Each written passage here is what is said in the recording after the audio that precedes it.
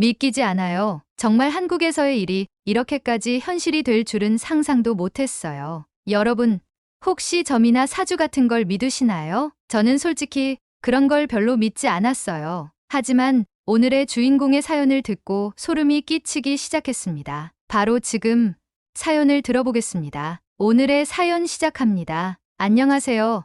저는 폴란드에서 태어나 영국에서 유학 중인 안나라고 해요. 저는 현재 유니버시티 칼리지 런던에서 인문학을 전공하고 있어요. 어렸을 때부터 책을 좋아하고 사람들의 삶과 그들이 만들어가는 문화, 철학에 깊은 관심을 가졌어요. 그 중에서도 특히 동아시아 문화에 큰 관심을 가지게 된 이유는 폴란드에 있을 때 우연히 읽은 책 한 권 때문이었어요. 그 책은 동아시아 철학과 역사, 그리고 그들이 가진 전통과 가치관에 대한 내용을 다룬 책이었는데 그 순간부터 저는 동아시아의 문화를 탐구하고 싶다는 생각이 들었죠. 동아시아에 대한 저의 관심은 단순한 학문적 호기심을 넘어서 그들의 철학적 사유와 삶의 방식에서 느낄 수 있는 깊은 정신적 교감 때문이었어요. 예를 들어 유럽에서는 개인의 자아 실현을 강조하는 반면 동아시아 문화는 가족과 공동체, 그리고 조화와 균형을 중시하는 가치관이 있었어요. 특히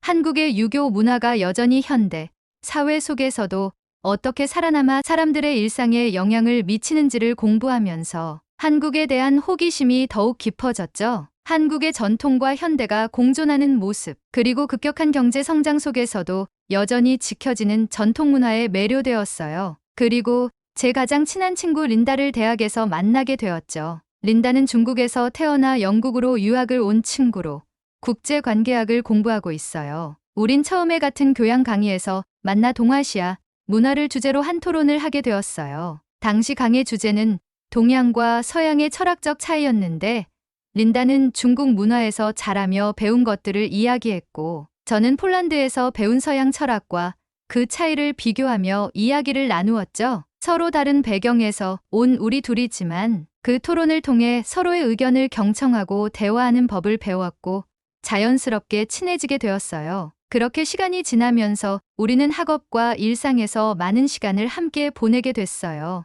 우리는 서로의 문화에 대한 차이점을 이야기하며 특히 중국과 한국에 대한 생각들을 자주 나눴죠. 린다는 어렸을 때부터 중국에서 접한 감정 때문에 한국에 대해 부정적인 생각을 가지고 있었지만 저와의 대화에서 점차 그 감정이 해소되는 것 같았어요. 그녀는 한국 문화에 대한 새로운 시각을 갖기 시작했고 저 역시 린다를 통해 중국에 대한 많은 것을 배울 수 있었죠. 우리는 그렇게 유럽 여러 나라를 함께 여행하기 시작했어요. 프랑스, 독일, 스페인 등 다양한 유럽 국가들을 여행하면서 각 나라의 역사와 문화를 배우고 여행을 통해 많은 추억을 쌓았죠. 그리고 이번 여름 방학, 우리는 더 큰 도전으로 아시아 여행을 계획하게 되었어요. 아시아는 제가 책으로만 접했던 지역이었기에 직접 가서 체험해보고 싶었죠. 처음에는 일본, 태국, 베트남 등 다양한 나라를 고려했지만 어느 날 린다가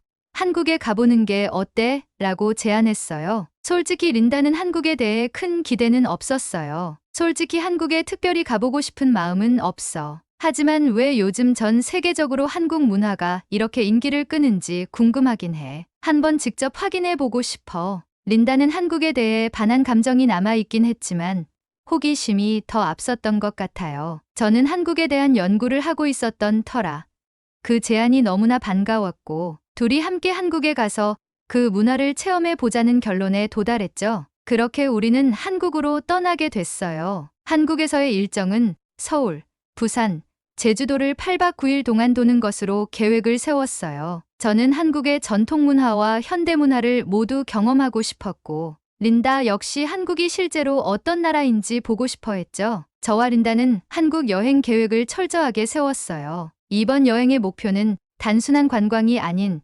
한국의 전통과 현대 문화를 제대로 체험하는 것이었으니까요. 우린 8박 9일 동안 서울, 부산, 제주도를 오가며 한국의 다양한 매력을 체험하기로 했어요. 지금 생각해도 한국 여행은 시작부터 끝까지 린다와 저에게 새로운 경험과 깨달음의 연속이었어요. 처음에 린다는 한국에 대한 반감이 남아 있었지만 여행을 하며 그녀의 마음이 조금씩 열리는 게 느껴졌어요. 그 모든 과정이 우리 대화를 통해 자연스럽게 드러났죠. 그렇게 우리는 한국에 도착을 하였고 첫 번째 도착지인 서울로 향하기 위해 비행기에서 내리자마자 움직였어요. 인천국제공항에 발을 딛는 순간 저는 한국이 얼마나 현대적이고 효율적인지 알 수 있었어요. 공항에서 서울 시내까지의 교통편은 완벽하게 준비되어 있었고 공항철도를 타고 도심으로 이동하는 동안 린다가 창밖을 바라보며 말했어요. 안나, 여긴 정말 깨끗하고 정돈된 느낌이야. 그리고 사람들이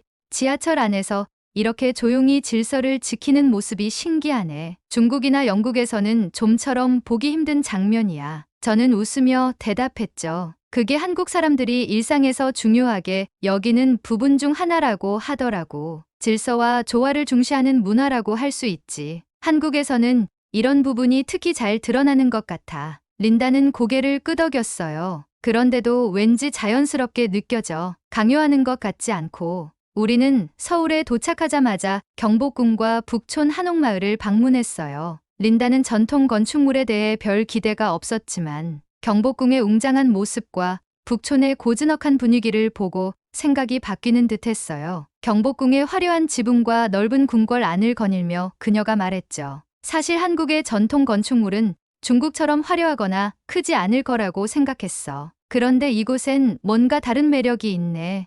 소박하면서도 고급스러운 느낌이야. 한국 사람들이 자부심을 느끼는 이유를 조금은 알 것 같아. 저도 그 말에 공감했어요. 응.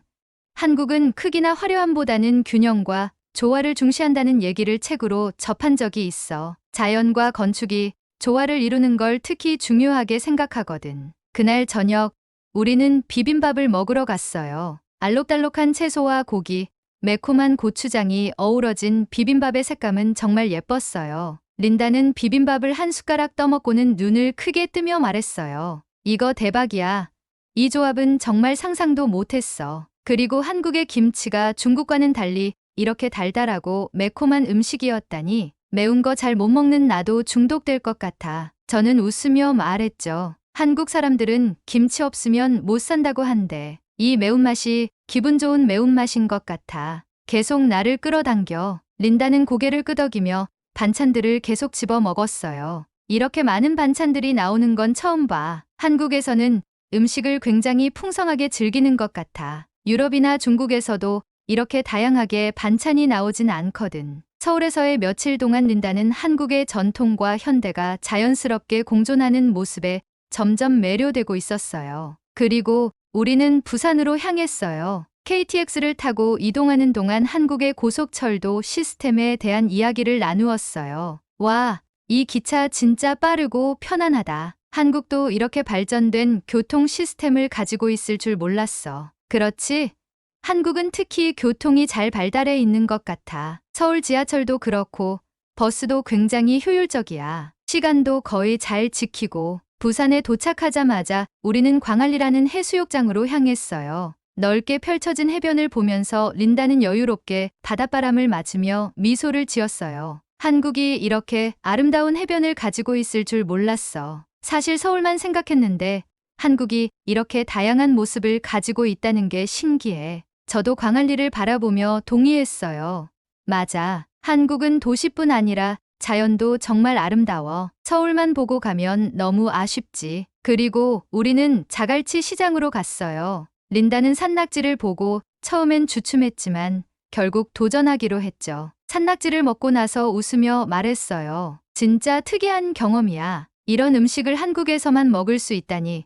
이제는 한국이 꽤나 매력적인 나라로 느껴져. 그렇게 우린 부산에서의 즐거운 일정을 마무리하고 김해공항을 통해 마지막 여정인 제주도로 향했어요. 제주도에 도착했을 때 우리는 한국의 자연을 제대로 만끽할 준비가 되어 있었죠. 성산 일출봉에 올라 일출을 보며 저는 감탄을 금치 못했어요. 린다 역시 그 아름다움에 잠시 말을 잇지 못했죠. 그러다 그녀가 말했어요. 이렇게 멋진 자연 경관을 직접 보게 될 줄은 몰랐어. 한국이 이렇게 다양한 매력을 가지고 있는 나라라는 걸 깨닫게 됐어. 사실 반감이 좀 있었던 게 부끄럽네. 저는 그녀의 말을 듣고 웃으며 대답했어요. 그럴 수도 있지. 하지만 이제 너도 한국의 진짜 모습을 알게 된 거잖아. 나도 이 여행을 통해 한국에 대해 더 많은 걸 배우고 있어. 마지막으로 우리는 제주도에서 흑돼지를 먹었어요. 린다는 흑돼지의 맛에 반해 연신 리필을 요청했죠. 이건 정말 부드럽고 맛있어. 한국에서만 맛볼 수 있는 음식이라니 나중에 또 먹고 싶을 것 같아. 이렇게 한국 여행을 하면서 린다는 처음 가졌던 부정적인 감정들을 완전히 떨쳐버렸어요. 그리고 우리는 서울로 돌아와 마지막 하루를 보냈어요. 이곳에서 우리의 한국 여행이 마무리될 예정이었죠. 마지막 날은 특별한 계획 없이 서울을 더 여유롭게 즐기기로 했어요. 특히 명동에서 시간을 보내기로 했는데 명동은 한국의 번화가 중 하나로 쇼핑과 음식으로 유명한 곳이었거든요. 한국에서의 마지막 순간을 마음껏 즐기고 싶었던 우리는 길거리 음식을 먹으며 명동의 활기찬 거리를 걸었어요. 명동의 거리는 사람들로 가득했고 한국 특유의 에너지가 넘치는 곳이었어요. 거리 곳곳에선 떡볶이, 핫도그, 김밥 같은 한국의 대표적인 길거리 음식이 우리를 유혹했죠. 린다는 떡볶이의 매운맛에 놀라면서도 그 매력에 빠져버렸어요. 이 떡볶이라는 거 맵지만 계속 먹고 싶어. 이게 한국의 매운맛이구나 라고 린다가 웃으며 말했죠. 저는 린다가 이제 한국의 음식까지 완전히 즐기고 있다는 걸 보며 뿌듯함을 느꼈어요. 그렇지? 한국 사람들은 매운 음식을 참 잘 먹는 것 같아. 나도 너무 매워. 우리는 한국 특유의 화려한 네온사인과 북적이는 상점들 사이를 걸으며 다양한 가게들을 구경했어요. 린다는 한국 화장품에 관심이 많아져 화장품 가게에서 오랜 시간을 보내기도 했고, 저는 명동에서 파는 기념품들을 살펴보며 한국의 마지막 날을 추억할 준비를 했죠. 그렇게 즐겁게 거리를 걷던 중 우리는 우연히 사주와 타로라는 간판이 걸린 작은 가게를 발견했어요. 가게 앞에는 점괘를 보려는 사람들이 줄을 서 있었고 작은 입간판에는 사주, 타로, 운세라는 글자가 눈에 띄었죠. 린다가 갑자기 호기심 가득한 표정으로 저를 쳐다봤어요. 안나, 우리도 한번 운세를 봐볼까? 한국에서 운세를 본다는 것도 재미있을 것 같아. 어떻게 보면 여행의 특별한 마무리가 될 수도 있잖아. 사실 저는 사주나 타로 같은 미신 같은 것을 그리 믿는 편은 아니었지만 린다의 제안이 재미있게 들렸어요. 그래, 뭐 어차피 여행도 거의 끝났으니 마지막으로 특별한 경험을 해보는 것도 나쁘지 않겠네. 우리는 가게 안으로 들어갔어요. 작은 방 안에는 나이가 지긋한 할머니가 앉아 있었고 그녀는 우리를 보며 친절한 미소로 맞아주었어요. 외국인 관광객이 많이 와서 그런지 영어에 능통했고 벽에는 여러 가지 운세와 관련된 그림들이 걸려 있었고 분위기는 약간 신비롭고 조용했어요. 우리는 할머니에게 간단한 소개를 하고 사주를 보게 되었어요. 할머니는 먼저 저의 사주를 봤어요. 그녀는 제 생년월일을 물어보고 사주 팔자에 대한 설명을 천천히 시작했어요. 올해는 인간관계에 조금 주의가 필요하겠구나. 내 주변에서 한 사람이 점점 멀어질 가능성이 있어. 그렇다고 너무 걱정할 필요는 없어. 이 상황을 잘 해결하려는 의지만 있으면 관계는 다시 좋아질 수 있어. 그 말을 듣고 저는 살짝 놀랐어요. 대수롭지 않게 여기려고 했지만 최근 유학 생활에서 느꼈던 약간의 거리감이 떠올랐죠. 하지만 저는 그리 크게 신경 쓰지 않기로 했어요. 그리고 린다의 순서가 되었을 때 분위기는 조금 달라졌어요. 할머니는 린다의 생년월일을 듣고 나서 갑자기 눈빛이 진지해졌어요. 그녀는 린다를 한참 동안 바라보다가 말을 이어갔어요. 올해 너에게 물이 큰 위험이 될 수 있구나. 물과 관련된 일들은 특히 조심해야 해. 조심하지 않으면 삶과 연관된 큰 사건이 생길 수 있어. 절대로 가볍게 넘기지 말고 항상 주의해라. 린다는 할머니의 말을 듣자마자 얼굴이 굳었어요. 그리고 그 순간 그녀는 할머니의 말을 못마땅하게 여겼는지 갑자기 목소리를 높였어요. 이건 좀 이상하잖아? 한국에서 이런 점을 볼 때마다 나쁜 얘기만 하는 것 같아. 특히 내가 중국인이라서 일부러 이런 말을 하는 건 아닌가 싶어. 저는 깜짝 놀라 그녀를 진정시키려 했어요. 린다, 그렇게 생각할 필요는 없어. 그냥 주의하라는 의미일 거야. 너무 심각하게 받아들이지 말자. 하지만 린다는 기분이 풀리지 않은 것 같았어요. 한국에서 이렇게 내 운세를 부정적으로만 보는 게 기분 나빠. 난 이 나라에 대해 많이 호감을 느끼고 있었는데 이런 건 정말 불쾌해. 그녀는 결국 가게를 나가버렸고 저는 급히 린다를 따라 나갔어요. 린다, 진정해. 우리가 한국에서 이렇게 즐거운 시간을 보냈잖아. 사주는 그냥 참고하는 정도로만 생각하면 돼. 나쁜 일이 생긴다는 게 아니라 조심하라는 뜻일 거야. 하지만 린다는 화를 풀지 못하고 계속 불만을 토로했어요. 이 나라는 나한테 별로 친절하지 않은 것 같아. 그냥 돌아가고 싶어. 그렇게 우리는 어색한 기류 속에서 숙소로 돌아왔고 마지막 날 밤을 조용히 보냈어요. 그리고 그 일이 우리의 여행 마지막 날을 예기치 않게 마무리 짓게 되었죠. 린다는 여전히 마음이 상해 있었고 저는 그녀를 어떻게 위로해야 할지 몰랐어요. 그렇게 우리는 다음 날 영국으로 돌아가는 비행기에 올랐어요. 한국 여행 후 며칠 동안 린다와 저는 거의 연락이 없었어요. 돌아오는 비행기에서부터 느꼈던 어색함이 계속 마음에 걸렸죠. 명동에서 있었던 일이 린다에게 크게 상처를 남긴 듯했고 저도 그 후로 어떻게 접근해야 할지 고민이 많았어요. 한국에서 그렇게 많은 좋은 추억을 쌓았는데 마지막에 그런 일이 생기면서 모든 게 엉킨 것만 같았어요. 저는 시간이 지나면 린다가 다시 마음을 열고 연락해 줄 거라고 생각하며 기다렸어요. 하지만 며칠이 지나도 그녀에게서 연락이 없었어요. 전에도 우리 사이에 갈등이 없었던 건 아니지만 이렇게 오래 답이 없었던 적은 처음이었어요. 그녀가 아직도 그날의 일로 화가 난 건가 싶었어요.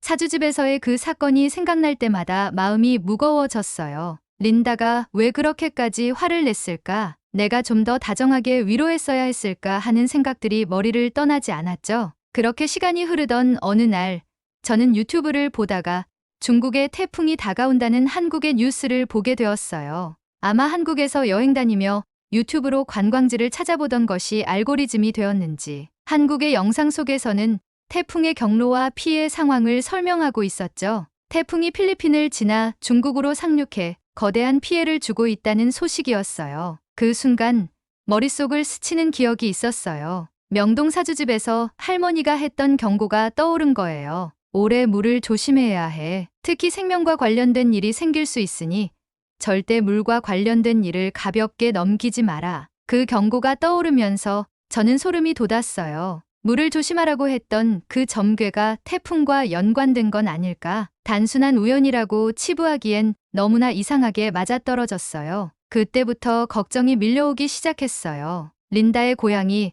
중국 남부 해안 쪽에 있는 걸 기억하고 있었기에 혹시 그녀도 이 태풍에 휩쓸린 건 아닌지 불안해졌어요. 저는 바로 린다에게 메시지를 보냈어요. 중국에 큰 태풍이 왔대. 너희 고향은 괜찮아? 가족들은 안전해? 메시지를 보내고 나서 답장을 기다렸지만 그녀는 여전히 아무런 반응이 없었어요. 시간이 지나면서 제 불안은 더 커져만 갔죠. 평소 같았으면 적어도 하루 안에는 답장이 왔을 텐데 이번엔 며칠이 지나도 묵묵부답이었어요. 그때는 린다가 단순히 화가 나서 연락을 피하는 줄 알았어요. 하지만 시간이 지나도 아무 소식이 없는 걸 보니 뭔가 잘못됐다는 느낌이 강하게 들었어요. 저는 더 이상 참을 수 없어서 직접 전화를 걸기로 했어요. 떨리는 손으로 전화를 걸었고 몇 번의 신호음이 울린 후 전화를 받은 사람은 린다의 어머니였어요. 그녀는 중국어로 여보세요? 라고 받았어요. 그 목소리가 린다가 아닌 걸 확인한 순간 가슴이 철렁 내려앉았어요. 안나입니다. 린다와 통화할 수 있을까요? 린다의 어머니는 잠시 침묵하더니 무겁게 영어로 대답했어요. 린다가 지금 전화를 받을 수 없는 상황이에요. 린다는 지금 중환자실에 있어요. 그 말을 듣는 순간 머릿속이 하얘졌어요. 뭐라고요?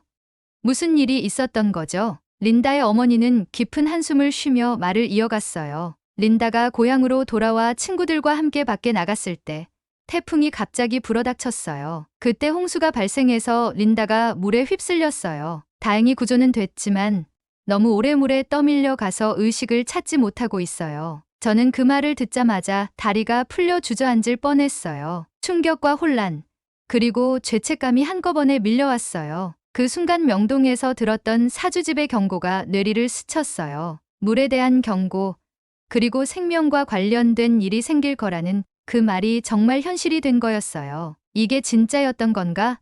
그때 사주가 말한 게 정말 이런 일이 일어날 줄은 상상도 못했어. 제 머릿속은 수많은 생각들로 혼란스러웠어요. 사주를 봤던 그날 린다에게 말했던 모든 것들이 다시 떠올랐죠. 괜찮을 거야. 그냥 조심만 하면 돼. 제가 했던 그 말들이 얼마나 가벼웠던가 싶었어요. 그때 제가 조금 더 진지하게 받아들이고 그녀에게 더 주의하라고 했더라면 이런 일이 벌어지지 않았을까 하는 후회가 밀려왔어요. 저는 린다의 어머니에게 그녀의 상태가 어떤지 물었어요. 지금 그녀는 많이 위험한 상태인가요? 린다의 어머니는 침착하게 대답했어요. 의사들은 가능성이 있다고 하지만 아직 의식을 찾지 못했어요. 우리 가족은 그녀가 꼭 이겨낼 거라고 믿고 있어요. 안나도 기도해줘요. 저는 그녀에게 차마 죄송하다는 말을 꺼낼 수 없었어요. 그저 네, 꼭 그렇게 될 거예요. 제가 할 수 있는 모든 기도를 할게요. 라는 말밖에 할 수 없었죠. 전화를 끊은 후 저는 한참 동안 멍하니 있었어요. 머릿속은 여전히 혼란스러웠고 심장이 빠르게 뛰었어요. 그 순간 한국에서 보았던 사주가 단순한 재미로 끝날 수 없는 일이 되어버렸다는 걸 실감했어요. 그동안 점괘나 운세 같은 것에 대해선 그리 믿지 않았는데 이번만큼은 그 경고가 실제로 이루어진 걸 보니 무시할 수 없다는 생각이 들었어요. 제 친구가 실제로 그 일을 겪게 되다니요. 무언가 초자연적인 힘이 작용한 것만 같았죠. 린다가 회복되기를 간절히 바라는 마음으로 저는 매일 그녀의 소식을 기다렸어요. 어떻게든 이 상황을 극복하고 다시 린다가 건강한 모습으로 돌아올 수 있기를, 그리고 우리가 다시 만날 수 있기를 기도했어요. 그때는 단순한 여행의 한 에피소드라고 생각했던 사주집에서의 일이 이렇게 제 인생에 커다란 영향을 미치게 될 줄은 꿈에도 몰랐어요. 저는 문득 명동의 사주집에서 들었던 일이 실제로 일어난 것을 경험하면서 저는 사주와 운세에 대해 깊이 생각하게 되었습니다. 린다의 사고는 단순한 우연이었을까요? 아니면 그 점괘가 정말 미래를 예측한 걸까요? 그동안 사주나 운세를 믿지 않던 제게 이 사건은 단순한 재미 이상의 충격을 주었습니다. 제가 알아본 바에 따르면 한국에서는 사주와 운세가 단순한 미신 이상의 역할을 합니다. 많은 사람들이 결혼, 사업, 이사 등 중요한 결정을 내릴 때 사주를 참고한다고 하더라고요. 사주팔자는 한국의 오랜 전통 점술로 사람의 생년월일과 시간을 바탕으로 운명을 풀어내고 그 정확성에 대해서는 과학적으로 증명된 바는 없지만 실제로 사주를 통해 삶의 방향을 찾았다는 사람들의 이야기가 많았죠. 인터넷을 검색해보니 저처럼 사주를 본 후 큰 사건을 경험한 사람들이 꽤 있더라고요. 예를 들어 사주에서 건강을 조심하라는 말을 듣고 검진을 받았더니 심각한 질병을 조기에 발견한 경우도 있었고 교통사고를 피한 사람도 있었습니다. 한국에서는 이처럼 사주가 일상 속에 깊이 자리 잡고 있고 사람들은 그것을 삶의 중요한 지침으로 삼고 있다는 것을 알게 되었죠. 물론 사주가 모든 사람에게 꼭 맞는 건 아닐 수 있습니다만 린다의 사건을 통해 저는 사주가 그저 우연의 일치로만 볼 수 없는 삶에 대한 깊은 통찰을 담고 있는 전통이라는 생각을 하게 되었어요. 명동에서 들었던 물과 관련된 경고가 단순한 추측이 아니라 린다의 삶에 실제로 영향을 미쳤다는 사실이 저를 깜짝 놀라게 했기 때문이죠. 한국에서의 경험을 통해 저는 사주가 사람들에게 단순히 미래를 예측하는 도구가 아니라 자신을 돌아보고 앞으로 나아갈 길을 생각하게 하는 삶의 나침반 같은 역할을 한다는 걸 깨달았고 느꼈어요. 사람들은 사주를 통해 스스로를 돌아보고 중요한 결정을 내릴 때 더 신중해질 수 있잖아요. 린다의 사고를 통해 그 경고가 얼마나 중요한 의미를 담고 있었는지 절실히 느끼게 되었습니다. 사주나 운세의 신비로움이 더욱 크게 다가왔습니다. 린다가 빨리 회복되기를 기도하며